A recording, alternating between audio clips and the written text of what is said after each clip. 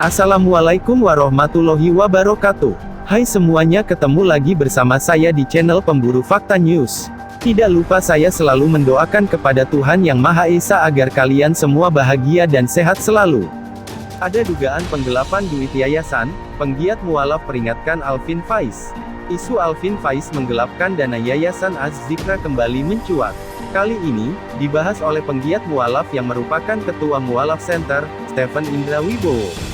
Lewat Instagram, Stephen unggah bidik layar percakapan dengan seseorang.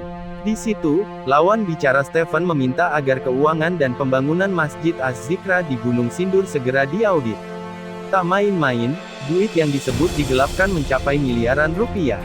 Si pengirim pesan yang tak diketahui identitasnya itu juga mengaku selama ini menutupi kebohongan Alvin karena tak enak. Iya bang, sekitar puluhan miliar. Saya sangat dekat dengan Murobi. Banyak hal yang saya tahu di luar dalam dan kebohongan Alvin. Cuma selama ini saya diam, demikian pesannya. Di caption, Stephen mengungkap bagaimana dia tahu betul proses pembangunan Masjid Az-Zikra pada 2007. Dia mengatakan biaya pembangunan berasal dari pemerintah Libya. Bismillah, saya akan sedikit buka suara ya tentang Az-Zikra, di mana dahulu di sekitar 2007, saat akan membiayai masjid di Sentul dengan nama Hadafi Center, dengan dana pembangunan dari Libya, namun 2012 berubah dan berganti nama menjadi Az-Zikra, tulis Stephen. Stephen kenal dan berteman baik dengan ayah Alvin Faiz, Arifin Ilham. Namun dia merasa tak pantas masuk ke dalam kepengurusan Az-Zikra. Waktu berjalan dan berputar, kadarullah sampai akhirnya Penang 2019, saat-saat terakhir beliau sebelum kembali kepada Allah karena sakitnya, pesan beliau agar menjaga terus izah dan marwah Islam, terus berdakwah, dan tolong pantau Az-Zikra, karena amanah umat, dan kebetulan memang saya tahu sejarahnya Az-Zikra dan terlibat di dalam upaya awal pembangunan dan pendanaan dari Libya, kata Stephen menjelaskan. Stephen lantas berpesan kepada fans fanatik Alvin Faiz yang belakangan menyerangnya lewat media sosial. Dia minta agar membuka mata dan tetap bilang salah kalau Alvin memang melakukan kesalahan.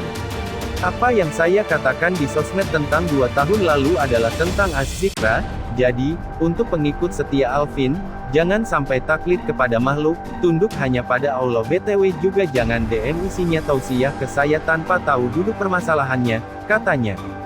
Stephen memastikan tak menyerang Alvin secara personal. Tapi karena dana yayasan adalah urusan umat, dia merasa wajib membukanya ke publik. Di sini kami jelaskan, kami ini nggak ngurusin urusan pribadi Alvin, pernikahan, perceraian, dan hobi dia lainnya, kami cukup banyak kerjaan, bukan kurang kerjaan juga ngurus urusan pribadi orang, kepentingan kami adalah hanya izah dan marwah Islam, ungkapnya.